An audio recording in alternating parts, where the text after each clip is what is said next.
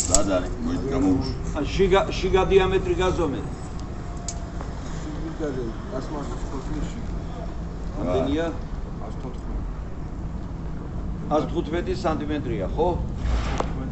კარგია. აი ახლა ეს დიამეტრი გაზომეთ. ეს დიამეტრი გაზომე ახლა რამდენია? დენია 120. არ არის 120 შეგე. ესენია შემოსასუფთავებელი ვახტანგ. ესე იგი, გვერდებია შემოსასუფთავებელი. იმიტომ რომ ჩვენ უნდა დაგვრჩეს რაღაცა მანძილი იმისათვის, რომ გვერდითაც მუცას მოვაყაროთ. და სიღრმე ნახე ახლა რამდენია მისი სიმაღლე, რამდენია ფესვის ხელამდე, ძირიდან ფესვის ხელამდე.